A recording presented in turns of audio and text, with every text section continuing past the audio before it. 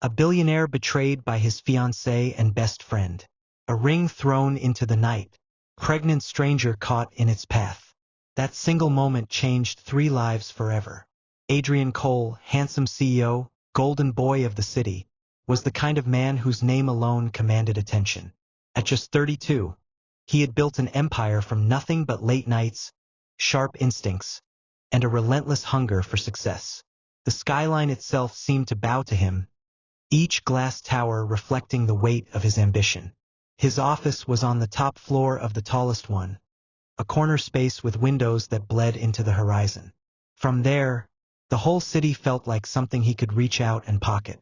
And yet, tonight was not about business. Tonight was about forever. He had the luxury car waiting downstairs, a driver who never spoke unless spoken to, and an entourage of assistants who hovered around his life like shadows. But when he thought of her, Sienna, his fiancée, the woman the world envied him for, none of it seemed to matter. Sienna was a vision of elegance. A woman whose days were filled with fittings at Paris ateliers and champagne brunches that looked like they had been curated for glossy magazines. Adrian bought her the clothes, the jewelry, the handbags worth more than a junior executive's salary. Every box with a silk ribbon had been another way to remind himself, and the world, that he was in love. Or at least that was what he kept telling himself. That evening, he slipped into a luxurious bar in the heart of the city, a place where the chandeliers glowed like constellations and the glasses sang when they touched the table. Liam was already there, his best friend, his co-founder. The one man who had been with him from the first sleepless nights in a garage office to the grand opening of Cole Enterprises' towering headquarters. Adrian clasped Liam's shoulder and sank into the leather booth. The air smelled of aged whiskey and cedarwood polish. For a moment, the noise of the world faded. "I'm proposing tomorrow," Adrian said. His voice was calm, but his heart carried the weight of every syllable. Liam's eyes lit up with that easy grin that had gotten them through so many battles. "Finally," he said. Adrian Cole settling down. The city's most eligible bachelor is about to retire his crown. "You've built an empire, my friend. Time to build a home." The words were light-hearted, but they struck something deep inside Adrian. A home. That was what he wanted, what he had been chasing all along, maybe even more than the skyscrapers and the headlines. They laughed, the kind of laugh only old friends share, the kind that came with memories of cheap beer and sleepless nights staring at spreadsheets. Their crystal glasses clinked, and the sound rang out like a promise. For the first time in months, Adrian felt boyish, alive, hopeful. In his mind, he could already see it. The velvet box opening beneath the soft glow of candlelight, the pink diamond glimmering like captured fire. He imagined Sienna gasping, her perfectly manicured hand flying to her mouth, and her voice, breathless, ecstatic, whispering yes. Yes to forever. Yes to him. Adrian leaned back, his lips curved in a rare, unguarded smile. He had built everything else. Tomorrow he would build the one thing missing. Tomorrow he would claim his happily ever after. Morning arrived crisp and clear, sunlight spilling across the city's skyline like liquid gold. Adrian Cole had barely slept, his mind buzzing with plans that leapt ahead of him, weaving images of candlelit dinners, whispered vows, and a lifetime sealed with one word: yes. By 10 o'clock, he stood before the towering glass doors of Maison du Verre, the city's most exclusive jeweler. Inside, silence hung like reverence. Diamonds did not simply sparkle here. They rested in velvet cradles, each one guarded as if it were a fragment of eternity. The attendants moved quietly, in black suits with white gloves, their voices low as though they served in a cathedral rather than a store. Adrian walked slowly, his gaze caught by the shimmer of stones under carefully angled lights. Some glittered cold and sharp, others burned with fire, but then there it was, a blush of color, soft yet striking. A pink diamond, rare as sunrise on a winter's day, sat nestled against midnight velvet. He leaned closer and the world seemed to still. The stone glowed with warmth, as if it held a secret of love waiting to be unlocked. "That one," Adrian said, his voice steady but low.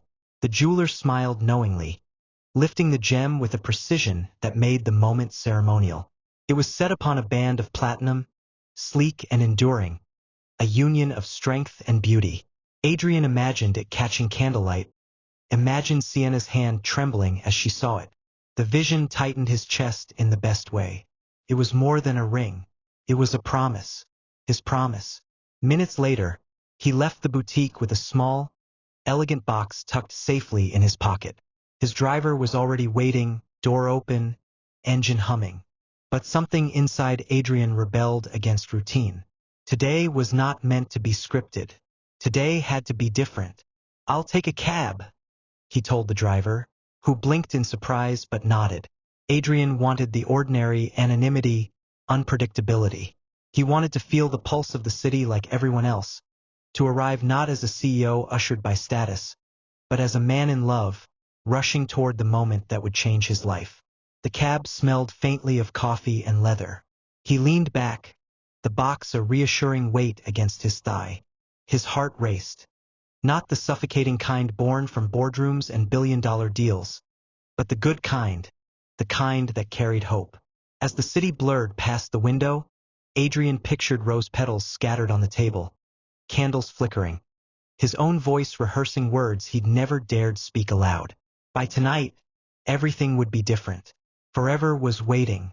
The cab's taillights melted into the distance as Adrian slipped his key into the back door. He wanted the surprise to feel intimate, a secret memory they would share forever. But as the door creaked open, the world he thought he knew fractured. Sienna's voice, usually velvet, controlled, ripped through the air sharp as broken glass. "I can't pin the pregnancy on him," she snapped. "It wouldn't be fair. I won't watch him raise another man's child, your child. Besides, he's your best friend." Adrian's body locked. The chill of the doorknob bit into his palm. The back hallway seemed to shrink, suffocating him in shadows. Best friend. The words rang in his skull like a verdict, and there was only one name that fit. Liam. His heart hammered so violently, he thought it might betray him, announce his presence before he was ready. He pressed closer to the wall, listening, praying he had misheard, that he had twisted the words out of fear. On the other end of her line, a silence stretched, long and damning. Then Sienna's voice returned, lower but cruelly clear. "He's proposing today. I can feel it. If I bring it up then, he'll be too happy to think straight." Adrian's knees weakened, a hot pressure rising in his chest until it was hard to breathe. The velvet box in his pocket suddenly weighed more than stone. A future had been inside it an hour ago. Hope, forever, love, and now it felt like a trap he had built with his own hands. Images stormed through his mind. Liam's grin at the bar the night before, his congratulations, his words about building a home. All lies now, or worse, truth laced with betrayal. He wanted to burst in, to demand answers, to unleash the storm swirling inside him. Yet he couldn't move. His legs trembled not with fear but with the crushing need for truth. His mind begged him to turn away, to run, to spare himself the devastation of seeing her face when she realized he had heard. But his heart demanded something else. Slowly he stepped forward, each movement heavy, deliberate. The polished floor creaked beneath his weight, announcing him like a drumbeat of reckoning. His shadow stretched ahead, spilling into the living room before he arrived. If betrayal had a face, he needed to see it. If love had been a lie, he needed to hear it unravel from her own lips. Because sometimes, even when it shatters you, the truth is the only thing worth carrying. And Adrian Cole had never been a man to turn away from what he needed to know. The moment Adrian stepped into the living room, the silence between them cracked like lightning splitting the night sky. Sienna jolted, nearly dropping the phone. It clattered to the rug, her trembling fingers unable to pick it up again.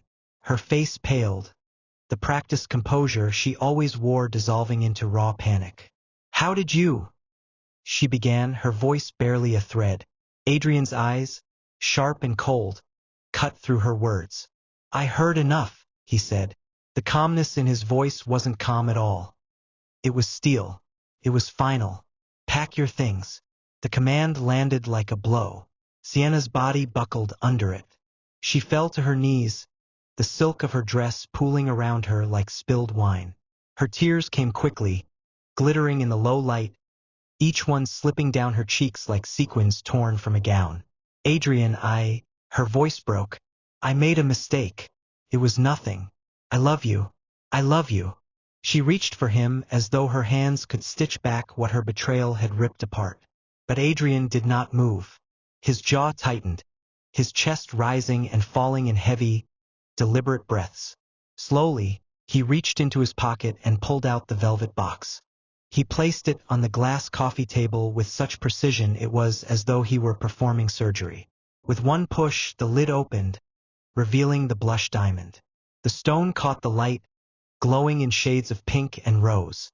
Once, it had been the symbol of everything he wanted, a promise, a future, forever. But now, under his gaze, it was nothing more than a wound. His voice was quieter than a whisper, yet it cut sharper than any scream. No, love doesn't humiliate. Love doesn't betray. Sienna sobbed, clutching her chest as though the words themselves had torn through her ribs. She tried again, crawling closer, her palms pressed against the cold floor. Please, Adrian, listen to me. Don't do this. Don't walk away. We can fix this. We can. He stepped back, refusing the plea. The sound of his shoes on the polished floor echoed like a gavel striking wood. He didn't look at her again. He couldn't. Adrian turned, each stride fueled not by rage but by the bitter emptiness that came when something sacred had been destroyed. He reached the door, pulled it open, and let the cold air rush in. Behind him, Sienna's sobs filled the house, desperate, hollow, chasing after him. But he didn't let them catch him. The door closed with a finality that sounded like shattered glass. And outside, under the raw bite of the air, Adrian Cole walked away. Not from her, but from the life he thought he was building, and into a night that no longer promised forever. The city lights blurred as Adrian's car cut through the streets. His hands clenched the wheel until his knuckles whitened, but nothing steadied the rage boiling inside him. Every red light was a taunt, every passing siren a reminder that the world outside kept moving, unaware that his had collapsed. When he reached Liam's apartment, he didn't hesitate. He didn't think. He simply climbed the steps 2 at a time and pounded on the door. It opened to reveal Liam, barefoot, wearing sweatpants, hair tousled like he had just woken from a nap. His eyes widened in surprise, then narrowed as recognition set in. Adrian, he started cautiously, voice edged with unease. Adrian didn't shout. He didn't need to. His fury was too sharp, too controlled, the kind of rage that cut deeper in its quietness. He asked one question, his voice low, his eyes locked on Liam's. A question he already knew the answer to, but one he needed to hear spoken aloud.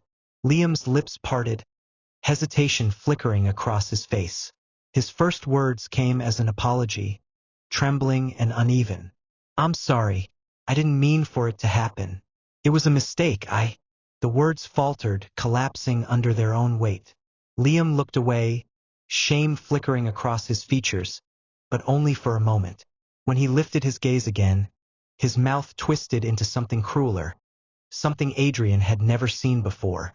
You should be grateful, Liam said, his tone shifting to a cold, cutting sneer. I saved you from marrying a loose woman. Imagine the scandal, Adrian. The great Adrian Cole raising another man's child.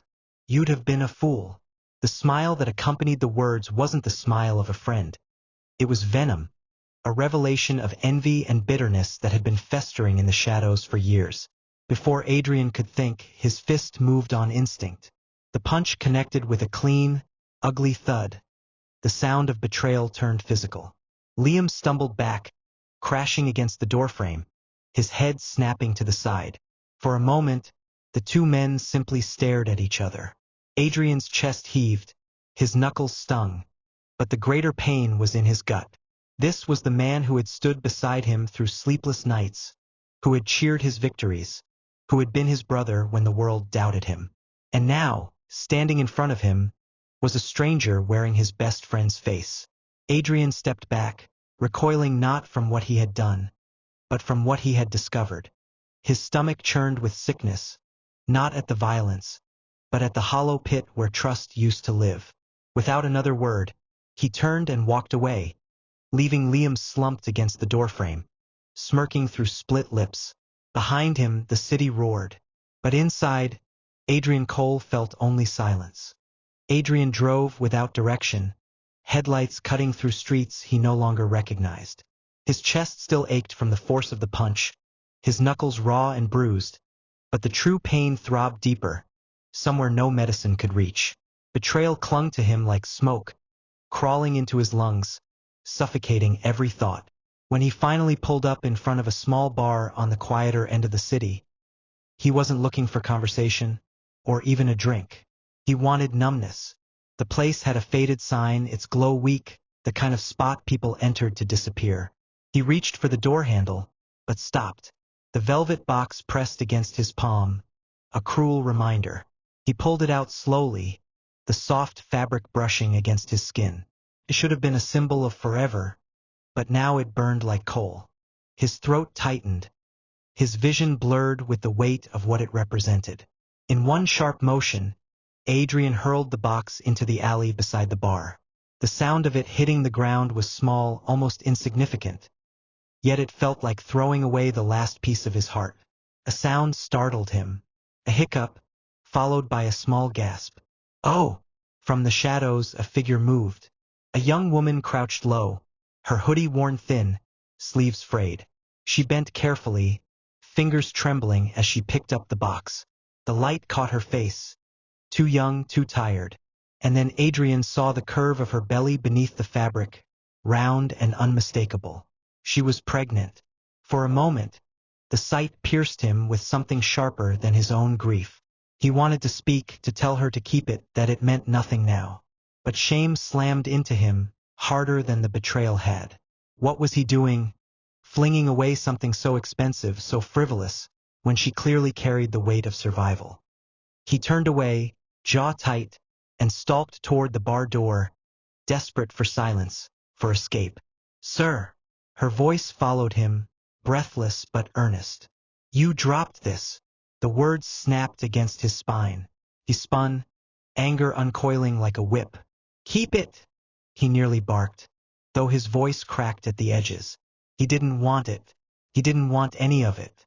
But as he moved, his elbow swung back too fast, too careless. It brushed against her belly.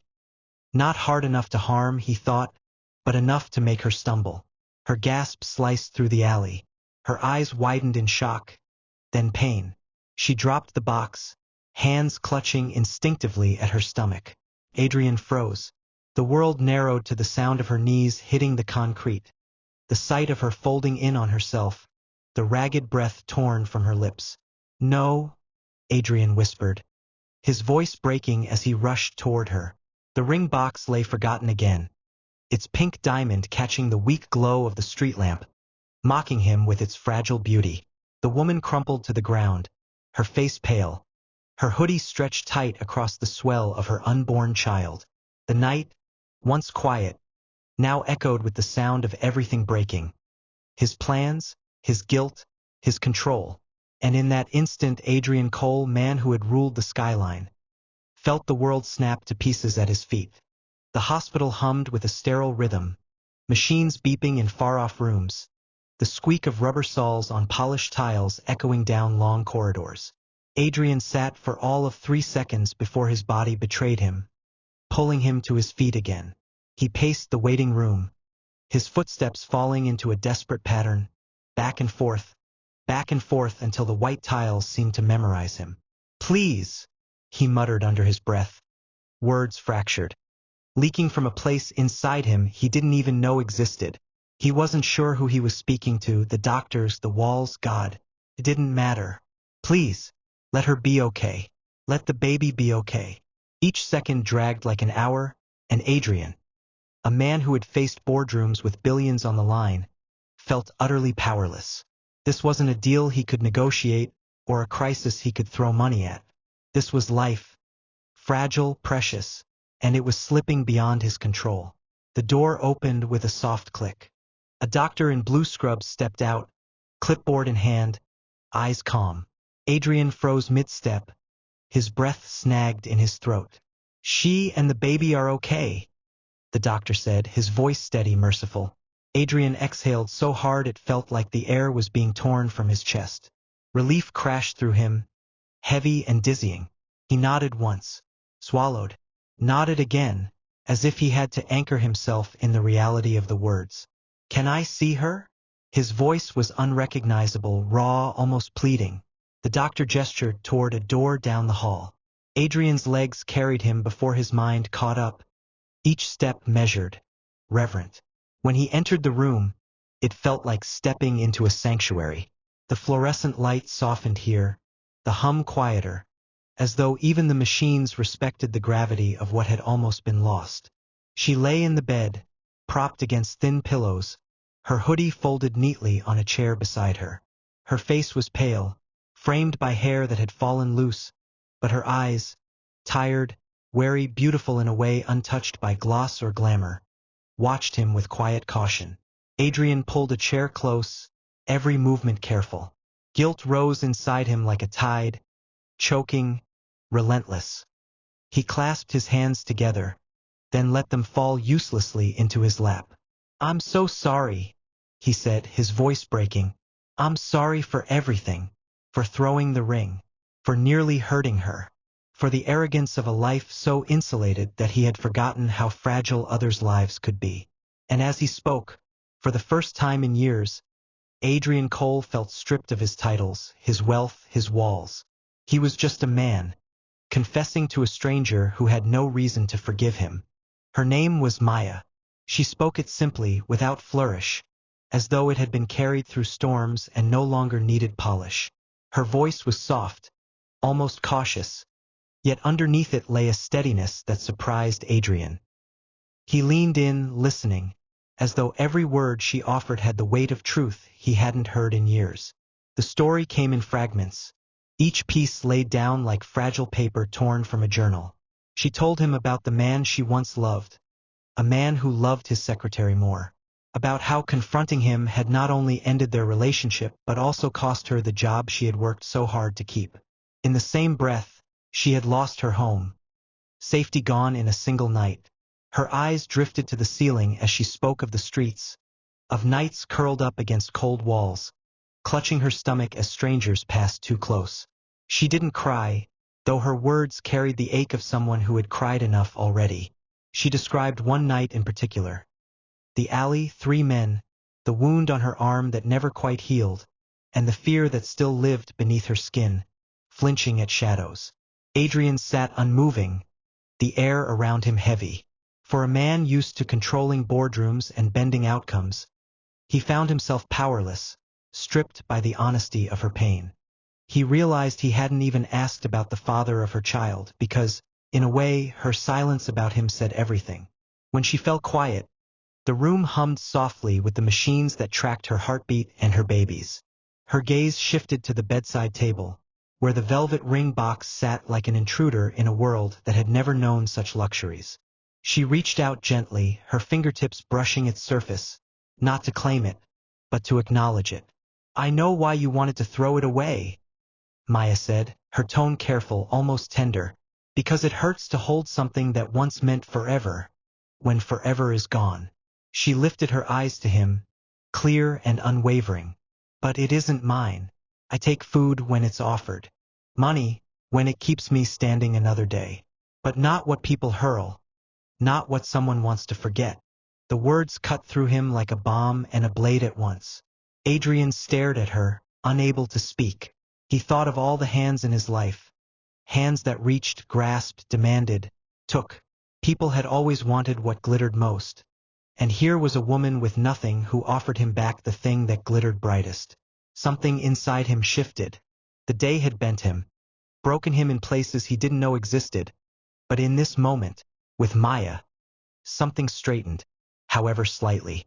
He leaned forward, voice rough with a sincerity he hadn't used in years. "Let me help," he said.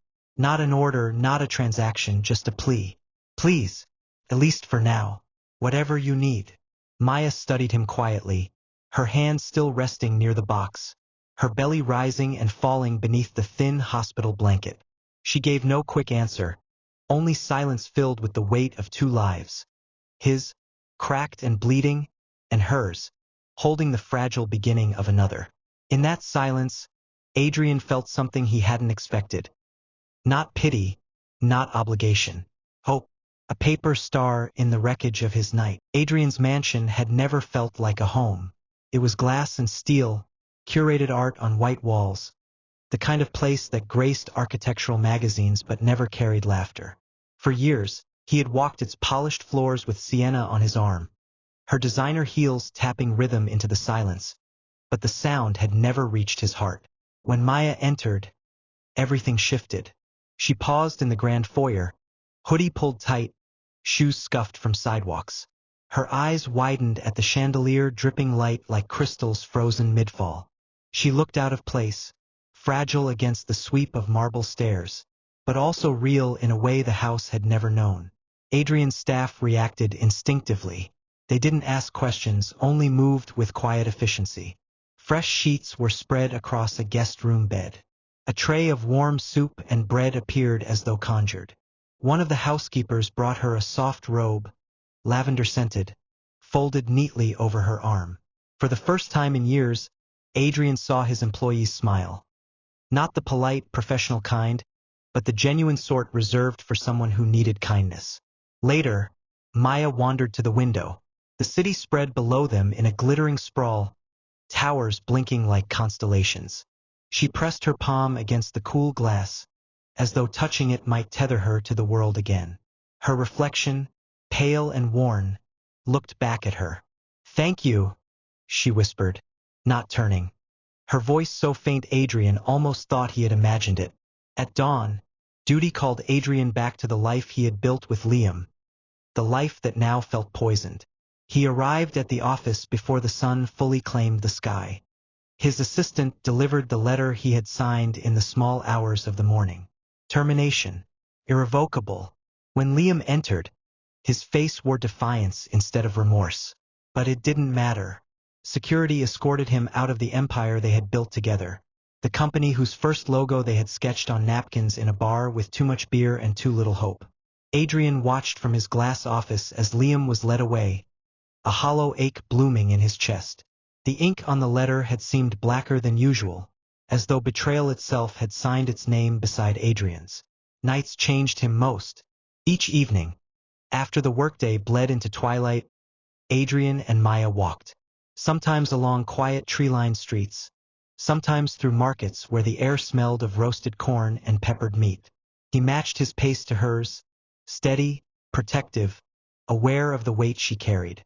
They often ended their walks at a corner bar, small and unassuming, with warm yellow lights strung in the windows. The owner, an older man with kind eyes, always greeted Maya with the gentle smile people give when they recognize someone. Not from newspapers or screens, but from the weight of shared struggle. He brought her tea without asking what she wanted, as though he knew already. Adrian noticed how strangers stared. They whispered, invented stories to explain the sight of a powerful CEO walking beside a young pregnant woman in worn clothes. Was she his secret mistress? A relative? A charity case? None of their guesses were right. None of them could see the truth. The truth was quieter, still forming.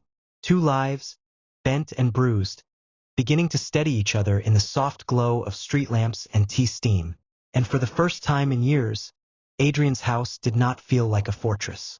Felt like a place with warm lights, waiting to be lived in. The house had grown hushed, the kind of silence that carried weight. Midnight pressed against the tall windows, and the only light came from the study where Adrian worked. Papers sprawled across the desk in uneven stacks, glowing under the muted lamp. His tie was loosened, his eyes rimmed with exhaustion, yet his hand still clutched a pen as if surrendering would mean defeat. Maya walked softly down the hall, her slippers making no sound. She had woken to the faint clatter of something falling. A book, perhaps, and restless, she wanted to make sure he was all right.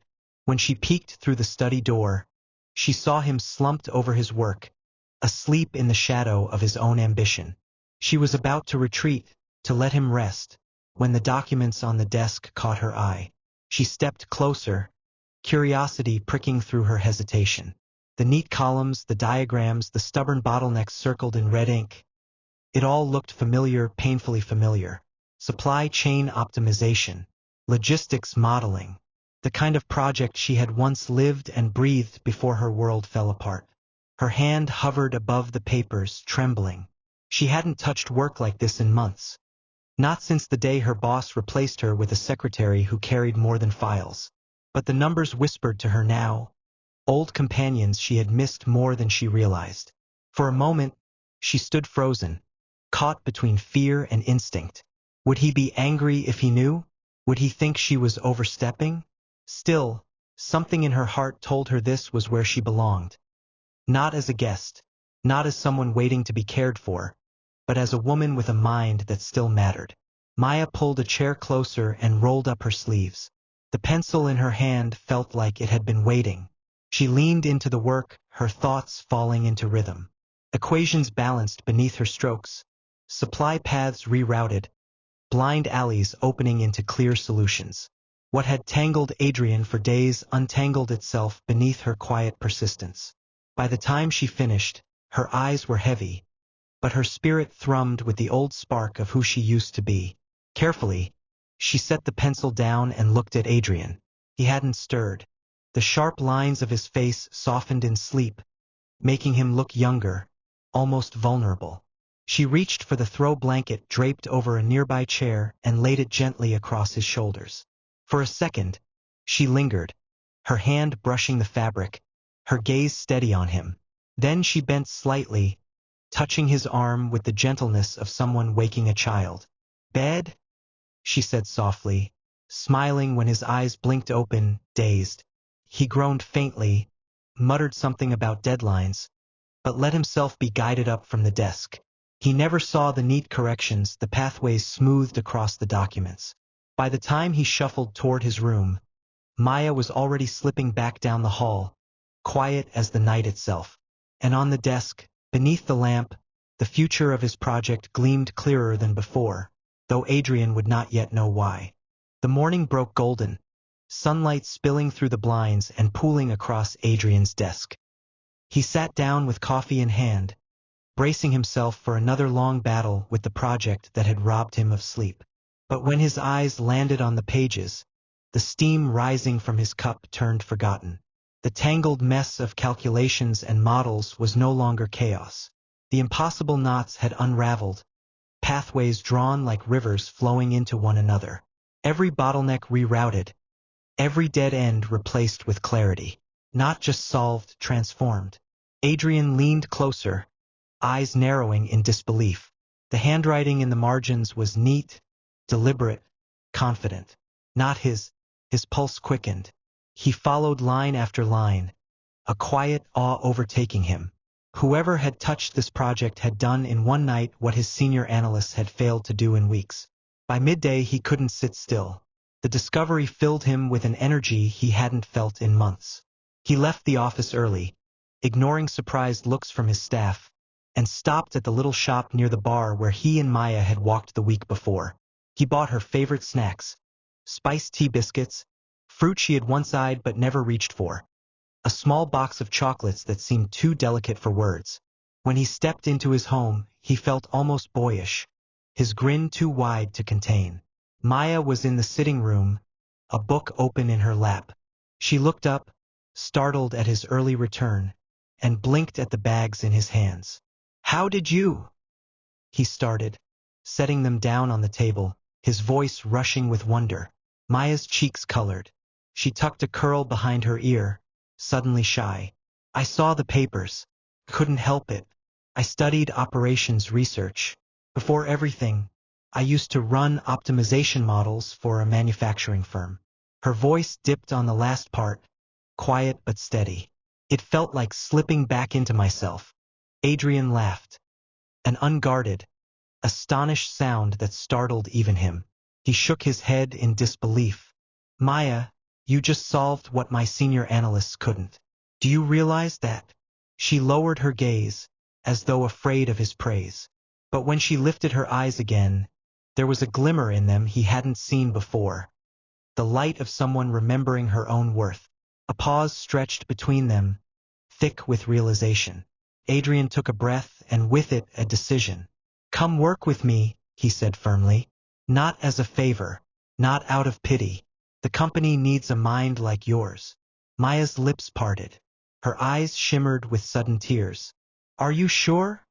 she whispered, as though afraid the moment might dissolve. Adrian met her gaze without hesitation. "I've never been surer." And in that quiet exchange, between brilliance rediscovered and trust renewed, something larger than either of them took root. The morning of her first day, Maya stood before the mirror longer than she meant to. The blouse she chose was crisp, plain white, with sleeves she ironed 3 times to chase away wrinkles. The skirt was simple, professional. She smoothed the fabric over her belly, her child's presence undeniable, and for a moment her throat tightened. Would they see her competence, or only her circumstances? The elevator hummed as it climbed. Each floor felt like a rung higher on a rope she wasn't sure she could hold. When the doors opened to the executive level, her palms were damp, but her chin was lifted. The conference room buzzed with anticipation. Men and women in sleek suits murmured in low tones, their gazes shifting toward her as she walked in. Whispers darted across the room like restless birds. Wife, mistress, pity project. A dozen labels flickered in their eyes before she had even spoken a word. Adrian stood at the back, his expression unreadable to most, but to Maya it was a silent anchor. When the meeting began, the weight shifted to her. She took a breath, gripped the edge of the table once for steadiness, and then opened the folder she had brought. Her voice was steady, softer than some expected, but strong enough to carry. Numbers that had once lived on cold spreadsheets unfurled from her mouth as if they were stories. She painted supply chains as rivers, bottlenecks as dams, inefficiencies as shadows that could be lit.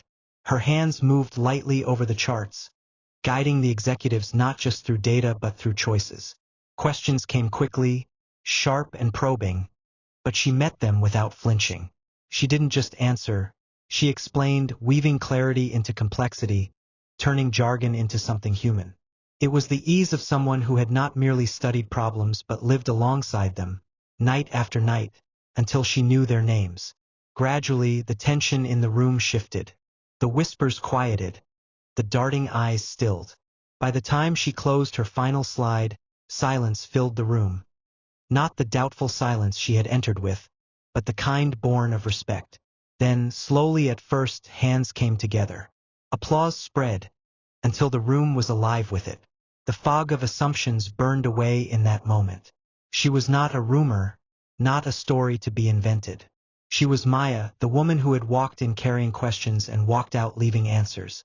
At the back of the room, Adrian stood with his arms folded.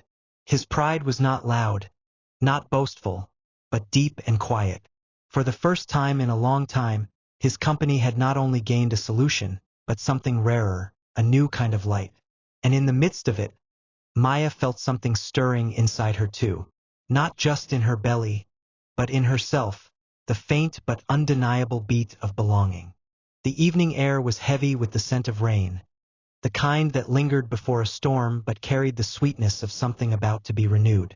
Streetlights flickered awake one by one, casting soft halos across the sidewalks. Adrian and Maya walked side by side, their steps unhurried, their silence companionable in a way that spoke more than words. They paused outside the little bar, the same one where fate had altered its course, where a velvet box had once clattered against concrete and begun to stitch 2 broken stories together. The window glowed warmly, laughter spilling faintly from within, but out here, beneath the low rumble of clouds, the world belonged only to them. Adrian turned toward her. His voice, when it came, was stripped of the polish that usually coated his words. It was simple, steady, honest. "I like you," he said. The sentence was as small as a key turning in a lock, yet it opened everything inside him. Maya blinked, startled by the directness, by the vulnerability of a man who once commanded boardrooms like kingdoms. He continued before fear could steal his courage. Not because you solved my project. Not because you're brilliant, though you are. I like you because you told the truth when it cost you everything. Because you returned what you could have kept. Because when life broke you, you didn't turn cruel. You stayed kind. Her breath caught, her chest rising with the weight of his words. She had been admired before, but never for this, for the raw honesty of who she was when she had nothing left to give.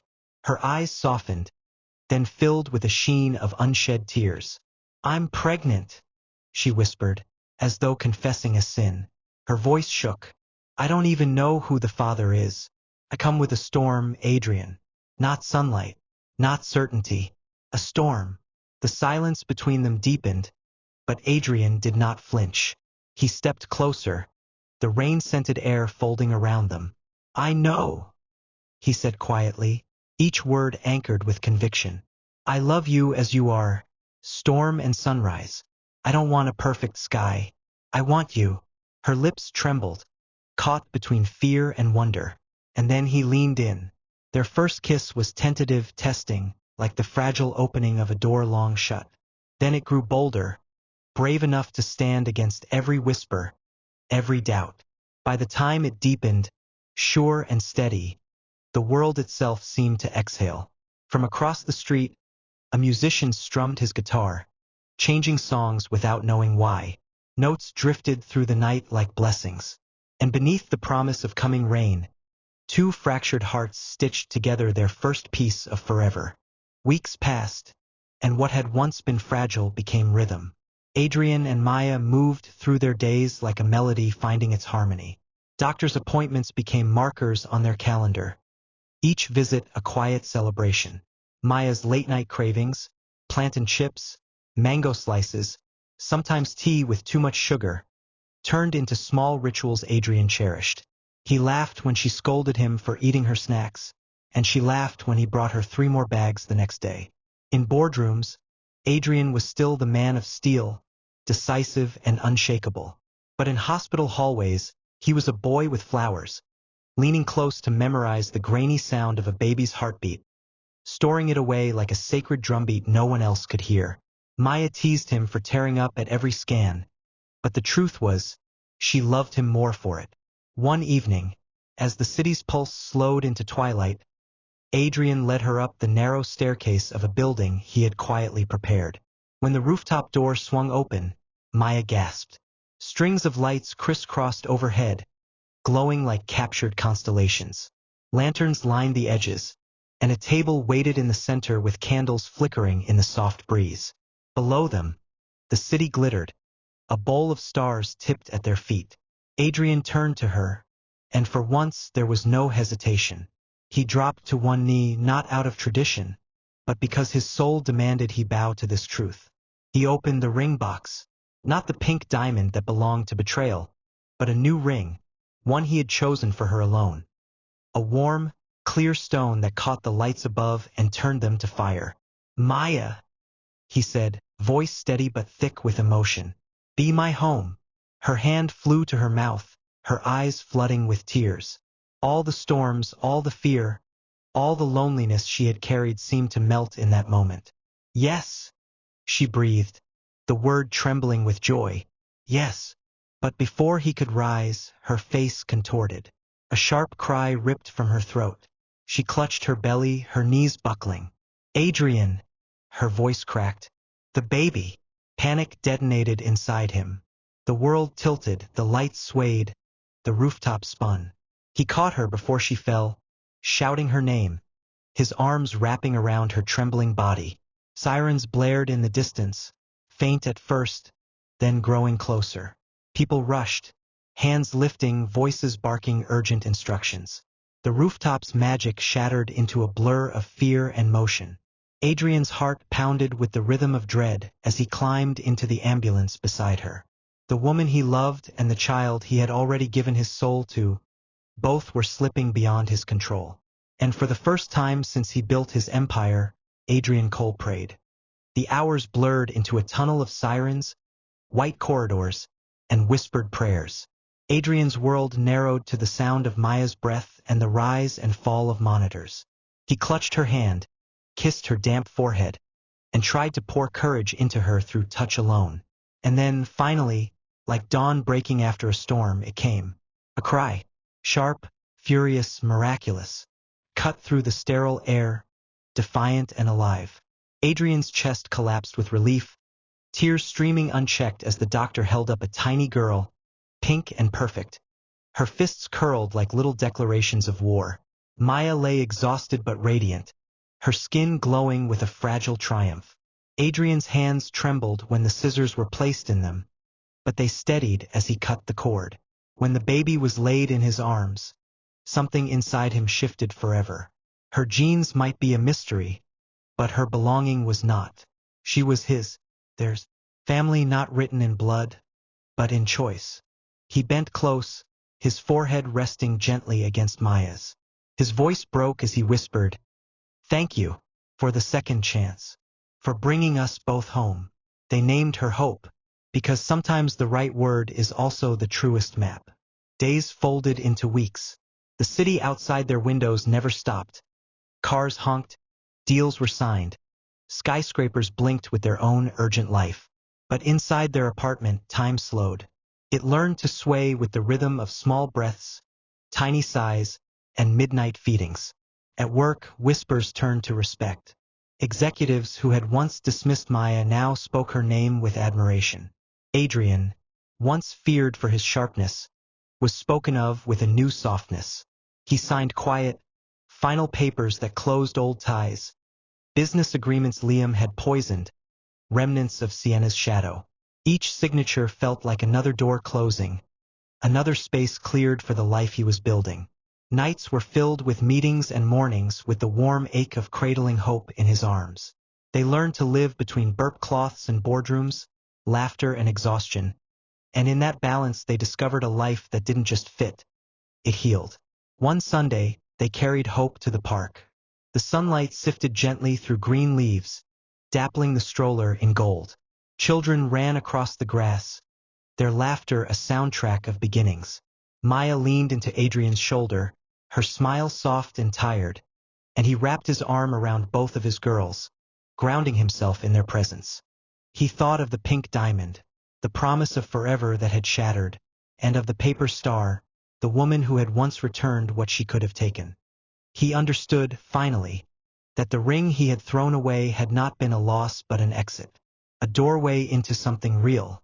Maya glanced up at him, her voice tender. "Let's go home." Adrian looked down at the small fist curled tightly around his finger, his heart swelling. "We are," he said, and for the first time in a very long time, home meant everything it should.